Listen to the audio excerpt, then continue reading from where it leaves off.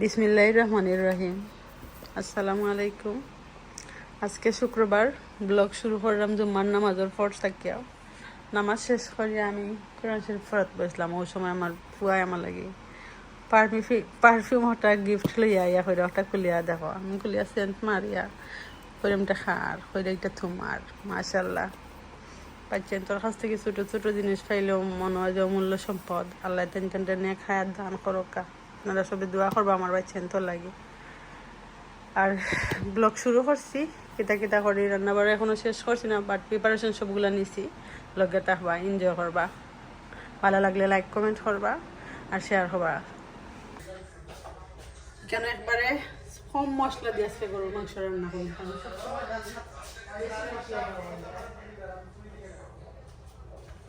কেন আমি একটু পেঁয়াজ,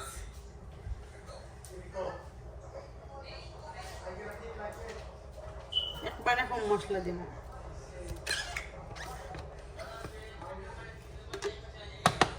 কেন আদা রসুন একলগে ব্লেন্ডার করে লেছি, আদা রসুন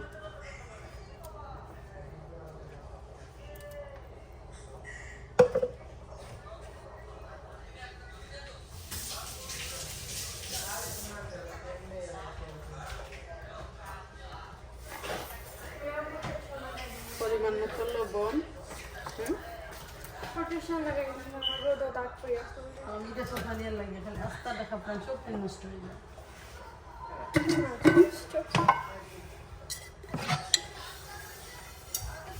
কেন বাফর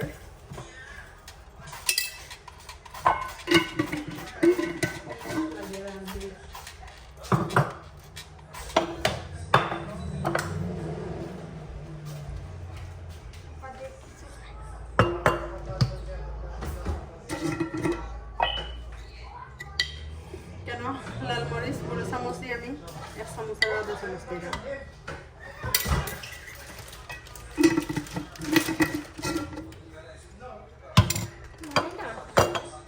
ভুলে গেছো আমি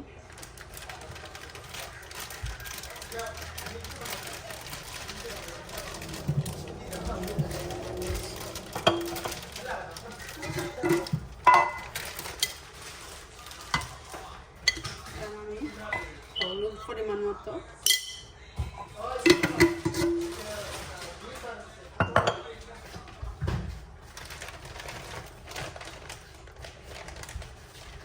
কেন করি প্যাকেটের গরম মশলা,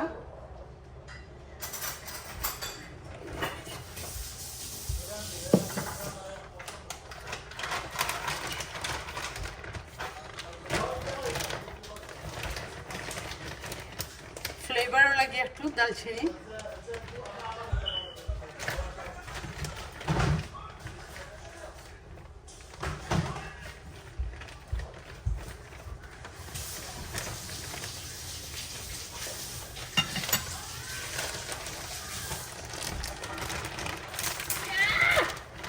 দুইটা তেজপাতা,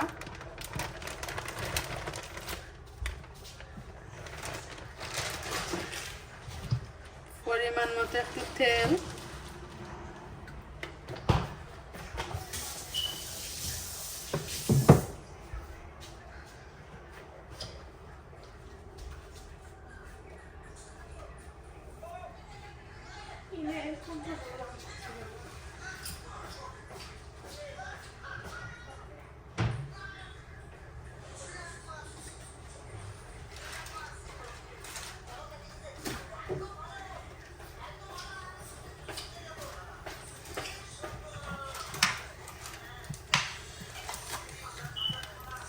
একটু মাংসের মশলা একবারে কম।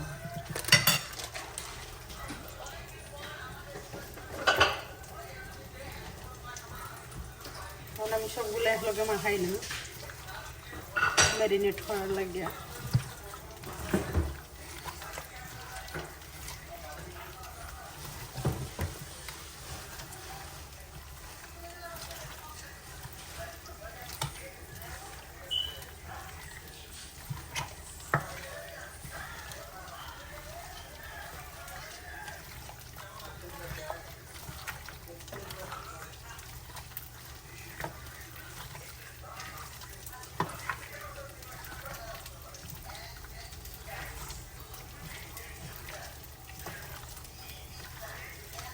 এখন ম্যারিনেট করে কিছু সময় রাখলাম, মনে আমার কাছে সময় নেই, কারণ আজকে আমার রান্না করতে অনেক লেট হয়ে গেছে। আমি ম্যারিনেট করে কমার দিয়ে বয়ে দিলাম।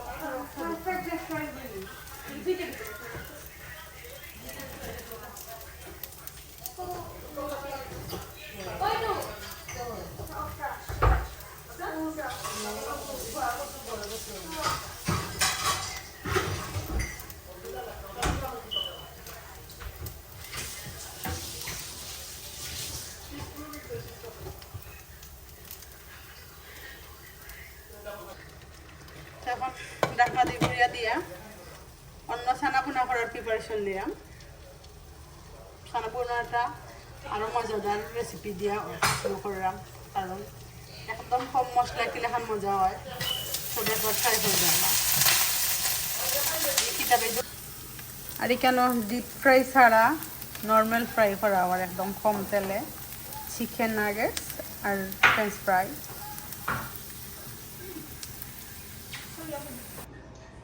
এখন তো রান্না শেষ, মশলা জায়গা লাগাইবার।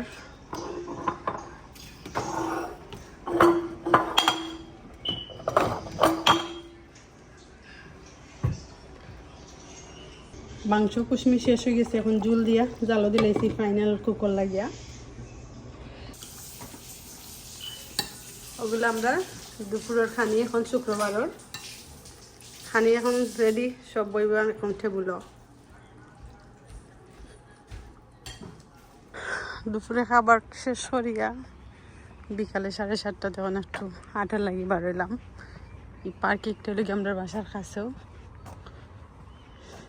আমার আগে একদিন আসলাম, কেন গাছের মধ্যে কোনো পাতা আসলো না, দেখতে তো বেশি ভালো লাগছে না, বাট এখন অনেক সুন্দর লাগে। সাইডবাদি লাগে গিয়া গাছে বরফ হয়ে গেছে। আমার পুয়া এখন উপরে টিল্লাত রয়েছে, তুমি তোমার আটিয়াও গিয়া।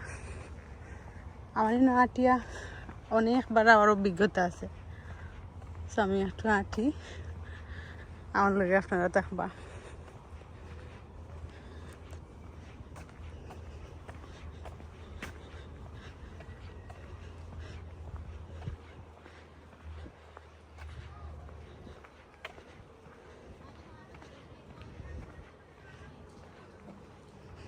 গাছ এটা অত বড় হয়েছে, লাগে গিয়ে জঙ্গলের লাহান, বাট গাছ যখন থাকে না শুধু ডাল থাকে।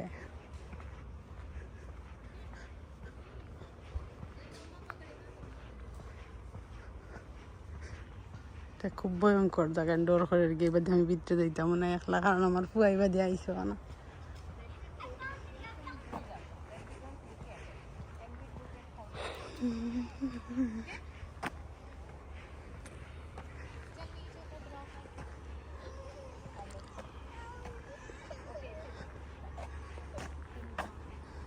বিকালে মানুষ অনেক বেশি আইন, পার্কর ফ্যামিলি লইয়া, কেউ আয়, কেউ বাচ্চা লইয়া আয়, কেউ জামাইবও আয়, কেউ একলা একলা নিজে থেকেও আয়, কারণ এটা একটা পরিবেশ, নিজের একলা একলা বাড়তে ভালো লাগে। কারণ আর 1-2 মাস বাদে সামার তো শেষ, ইলাখান পাতাও দেখা যাইতো না গাছও, তাহলে এই সামার থাকতে থাকতে মানুষের সব ঘুরানি শেষ করিলেন।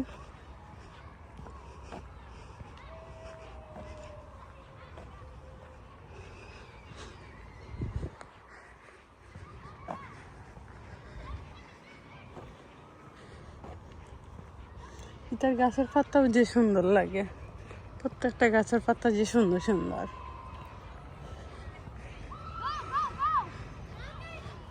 মানুষ দূরে থেকে দেখা যান না, বাট অনেক মানুষ সকল আছে। কেউ কেউ একলা একলা ওলা চেয়ার আছে, চেয়ার বইয়া নিজে নিজের সময় কাটার। কেউ কেউ ফ্যামিলির লোকের সময় কাটার আইয়া পিকনিক করের। আর কই থাকাছেন তো রাসবেরির অভাব নাই, বাটি তার মানছে রাস্তাঘাট থেকে কোনো রকম ফল ফ্রুট খায় না। কেন খুব সুন্দর সুন্দর লাখান ছোট ছোট ব্রিজের সিস্টেম করিয়া ডেকোরেশন করছে।